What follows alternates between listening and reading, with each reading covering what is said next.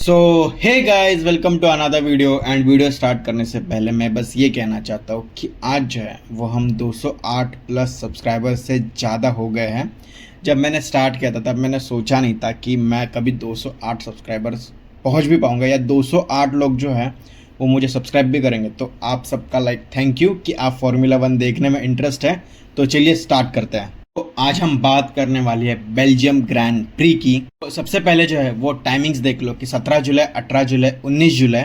सबसे बेस्ट मैं आपको बता देता हूँ, आप जेमिनाई में जाइए, उसको बोलिए कि मेरे जितने भी सारे फार्मूला 1 के रेसेस बचे हैं उन सब का जो है वो टाइमर लगा दे।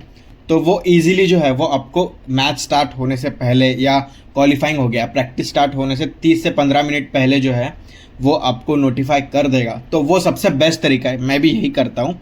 जितनी भी सारी चीज़ें होने वाली है वो दोपहर में ही होने वाली है। तो रेस जो है वो संडे को 6:30 बजे शाम में होने वाली है ऑन 19 जुलाई। एंड ये आपको पता है कि आप कहाँ देख सकते हो, fan code F1 TV Pro and जितने भी लीगल इलीगल VPN लगा के देखने वाले वेबसाइट्स हैं उस पर। तो आप नेक्स्ट देख सकते हैं एक ऐसा सा ट्रायंगुलर सर्किट है जो कि एक क्लॉकवाइज डायरेक्शन में है। तो आइए थोड़ी टेक्निकल चीज़ों के ऊपर बात करते हैं, टेक्निकल डिटेल्स के ऊपर बात करते हैं। तो ऑफिशियल जो नेम है वो सर्किट दे स्पा फ्रैंकोरचैम्प्स, ये सर्किट का नाम है। एंड आप जो वर्ड स्पा सुनते हो, स्पा मसाज, वो यहीं से आया है क्योंकि ये जो सिटी है स्पा, उसमें काफ़ी ज़्यादा हॉट स्प्रिंग्स है।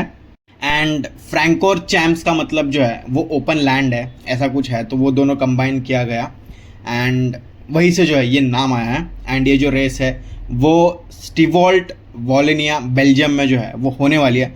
फर्स्ट ग्रांड प्री जो है वो 1950 में हुई थी। एंड ये जो सर्किट है वो तो 1921 में जो है वो ओपन हो गया था। एंड इसका अलग से हिस्ट्री कि पहला जो सर्किट था वो बहुत बड़ा था, 13 से 14 किलोमीटर का था। बट जो अभी जो है वो सर्किट का लेंथ है वो 7.004 किलोमीटर है। एंड ये जो लेआउट है ये 1979 में जो है वो फिक्स किया गया था। ये एक परमानेंट टाइप का सर्किट है। जो रेस की डिस्टेंस है वो 308.052 किलोमीटर्स है। नंबर ऑफ लैप जो है वो 44 है। नंबर ऑफ कॉर्नर जो है 19 है, उसमें 10 लेफ्ट एंड 9 राइट है। डायरेक्शन क्लॉकवाइज है एज आई सेड। एंड जो एलिवेशन है जो कि ये सर्किट में सबसे ज़्यादा होने वाला है, एंड ये जो है वो 102 मीटर्स का जो है वो एलिवेशन होने वाला है। मतलब 102 मीटर समझ लो कि जो स्टैचू ऑफ लिबर्टी है वो स्टैचू ऑफ लिबर्टी से जो है वो थोड़ा और ज़्यादा, इतना ज़्यादा जो है वो एलिवेशन होने वाला है। ये एक काफ़ी हाई स्पीड सर्किट होने वाला है। एंड यहाँ पे टॉप स्पीड जो है वो 340 किलोमीटर पर आवर तक जो है वो जा सकती है। फिर आगे बात करते हैं रिकॉर्ड्स की। तो मोस्ट विन बाय माइकल शूमैकर, फिर आयरटन सेना, फिर लुइस हैमिल्टन। फिर मोस्ट पोल पोजीशन जो है वो सर लुइस हैमिल्टन का है। मोस्ट पोडियम माइकल शूमैकर का है। फास्टेस्ट लैप माइकल शूमैकर का है। And most front row start जो है वो सर लुइस हैमिल्टन का है। एंड यहाँ पे फरारी का जो है वो कुछ अलग ही रिकॉर्ड है, like most wins Ferrari, most pole position Ferrari, most podiums Ferrari and most fastest lap जो है वो फरारी का है। आप देख सकते हैं माइकल शूमैकर एंड लुइस हैमिल्टन ये जो है वो टॉप 3 में आते हैं। तो देख सकते हैं कि भाई फरारी का इसमें आना बनता है। इसके बाद बात करते हैं होम ग्राउंड की। तो आप सबको पता होगा कि मैक्स वर्स्टैपन जो है वो नीदरलैंड से आते हैं, बट उनका जो बर्थ प्लेस है वो बेल्जियम में जो है वो हुआ है। उसके बाद जो है वो सर लुइस हैमिल्टन का जो है वो मल्टी स्पा विंस एंड यहाँ पे उनका ग्लोबल फैन बेस है। फिर चार्ल्स लेक्लेयर जो है उनका फर्स्ट विन F1 का जो है वो यहीं पे आया था। विनर ऑफ 2025 की बात करते हैं तो भाई 2025 मैक्लेरन वाज डिफरेंट। इस बार थोड़ा सा वो डगमगा गई है। तो ऑस्कर पियास्ट्री जो है वो फर्स्ट थे, लैंडो नॉरिस जो है वो सेकंड थे, Charles third, max fourth, George fifth and Alexander eleven जो है वो विलियम्स के जो है वो सिक्स थे। एंड लुइस हैमिल्टन पीछे थे। मतलब पिछले साल जो फरारी है वो इस साल मैक्लेरन है, ऐसे मुझे लग रहा है। फिर इसके बाद expected air temperature and expected track temperature जो है वो हम देखते हैं। तो एयर टेम्परेचर जो है वो 22 to 26 डिग्री तक होने वाला है। एंड ट्रैक का टेम्परेचर जो है वो 35 to 45 मैक्स 50 डिग्री तक जाने वाला है। तो ट्रैक का टेम्परेचर जो है वो इतना गर्म नहीं होने वाला है कंपेयर टू अदर्स जहाँ पे ट्रैक का टेम्परेचर 55 and 60 डिग्री जाता है। फिर आपने मोस्ट इम्पॉर्टेंट टर्न्स की बात करता हूँ तो यू रोगो रेडी लियोन, ये एक ऐसा टर्न है, काफ़ी अलग नाम है, मैं उसका फ़ोटो लगा दूंगा। एंड आपने रील्स में कहीं में भी अपने अगर मोटर स्पोर्ट्स की रील देखी है तो आपने ये वाला सर्किट जो है वो देखा होगा। एंड यही जो सर्किट है वो स्पा में जो है वो है, मतलब वो जो है वो स्पा में है, तो आपको देखने में मज़ा आएगा। कार जो है वो 44 टाइम उस टर्न से जाने वाली है एंड काफ़ी चैलेंजिंग टर्न है वो। अगर आपने मेरे टाइप्स ऑफ कॉर्नर में देखा होगा तो वो देखना वहाँ जाके कि वो कैसे टाइप का टर्न है, one of the hardest type है वो। इसके बाद बात करते हैं टायर कंपाउंड्स की, तो C2 सबसे हार्ड होने वाला है, C3 सबसे मीडियम होने वाला है एंड C4 जो है वो सबसे सॉफ्ट होने वाला है। अगर टेम्परेचर यहाँ पे नोटेड होता कि 55-60 तक जा रहा है तो टायर कंपाउंड जो है वो C1 C2 एंड C3 करना पड़ता है, बट ट्रैक का टेम्परेचर जो है वो कम है तो मेरे हिसाब से ये जो टायर कंपाउंड है वो सही है। एंड हर एक टायर का क्या रोल है वो आप देख सकते हैं कि मैक्सिमम ड्यूरेबिलिटी मीडियम का काम होता है बेस्ट बैलेंस, एंड जितना सॉफ्ट होते जाते हैं उसका काम है ग्रिप देना। जो C4 सबसे सॉफ्ट होने वाला है उसका जो रेस के लैप्स है वो 12 तक होने वाले हैं। मुझे ऐसा लगता है कि 10-11 भी ही वो पिट कर देंगे। फिर C3 सबसे मीडियम जो 20 से 35 लैप तक जा सकते हैं एंड उतना तो नहीं खींचता कोई, एंड उतना खींचेगा तो भाई गाड़ी एकदम स्लो ही हो जाती है। एंड हार्ड जो है वो 35 to 45 लैप जो है वो चल सकते हैं। इसके बाद बात करते हैं expected effect of temperature on tyre. तो ट्रैक जो है वो थोड़ा ठंडे साइड की तरफ होने वाला है, तो टायर्स को स्ट्रगल होने वाला है to get heat up and grip में भी थोड़ा सा है वो स्ट्रगल होने वाला है।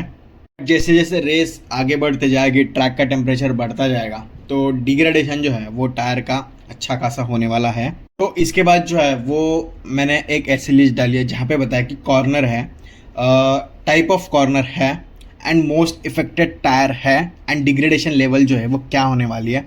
तो फ्रंट एंड जो रियर का जो लेफ्ट है उसमें जो है वो काफ़ी ज़्यादा दिक्कत आने वाली है, स्पेशली रियर का जो है वो बोथ द टायर्स को जो है वो दिक्कत आने वाली है। क्यों? बिकॉज एलिवेशन आप देखोगे कि 100 मीटर से ज़्यादा है, तो इतना जब एलिवेशन होता है तो रियर टायर्स को बहुत ज़्यादा दिक्कत आती है।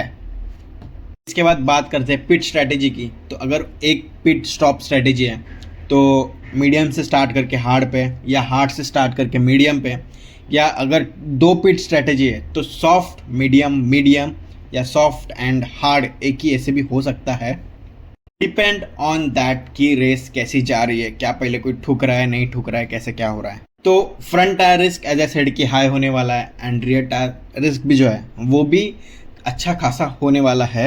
एंड ये जो सर्किट है इस पे मुझे ऐसा लगता है कि सबसे ज़्यादा इम्पोर्टेंट जो है वो आपका डाउन फोर्स गाड़ी का सेटअप जो है वो होने वाला है, कि आप जो है अपने विंग्स का जो है वो सेटअप कैसे रखते हैं।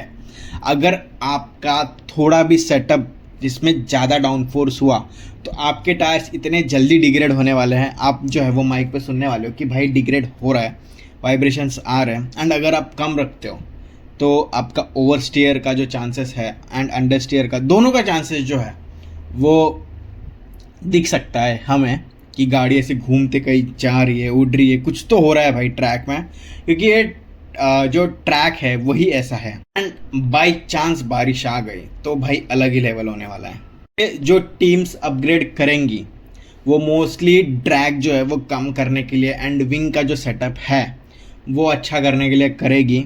एंड जिसका बेसिक ही ख़राब है तो वो पहले अपने फ्लोर एंड उस पर जो है वो फोकस करने वाली है।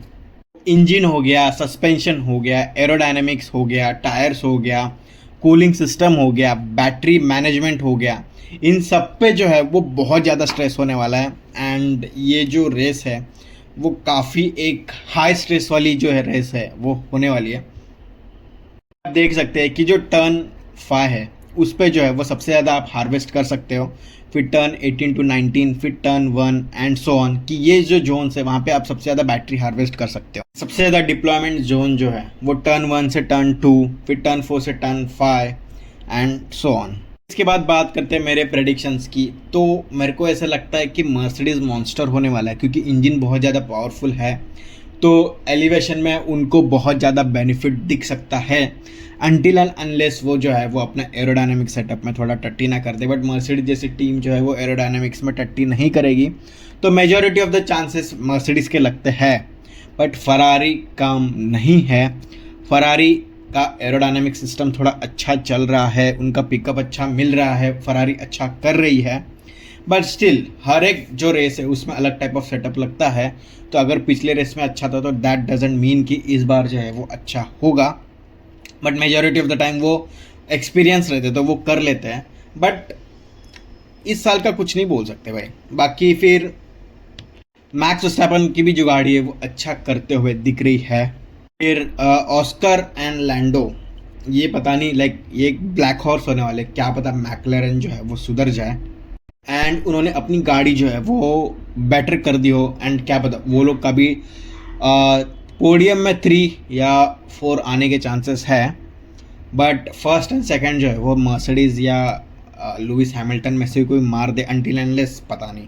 फिर जो विलियम्स है वो भी स्कोर करने के चांसेस दिखती है एट द 8-9, एंड फिर अल्पाइन जो है वो 7-8 में भी हमको दिख सकती है, अनटिल एंड अनलेस जो second driver of Ferrari Mercedes है वो डीएनएफ ना हो जाए।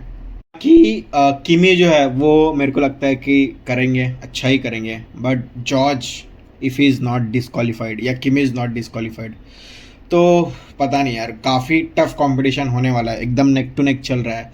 लाइक 20-30 पॉइंट का ही फ़र्क है from first second and third. तो देखते क्या होता है। इसके बाद जो है वो मैं सोच रहा हूँ कि जो मेरे प्रेडिक्शंस है वो क्या होने वाले हैं, वो फिर से 2026 के लिए एक उसके लिए अलग से वीडियो बना दूँ after the Hungarian grand pre, क्योंकि हंगेरियन ग्रांड प्री में जो है वो अपना 50% ऑफ द रेसेज जो है वो ख़त्म हो जाएगी। तो उसके बाद जो है वो मैं बनाऊँगा, देखते आगे क्या होता है। कुछ फैक्ट्स है कि ये वन ऑफ द लॉन्गेस्ट है and come number of lab जो है वो इसी में है। एंड बाकी जो छोटे मोटे फैक्ट्स है वो मैंने आपको पहले ही बता दिया है। तो चलो आज के वीडियो के लिए बस रखते इतना ही।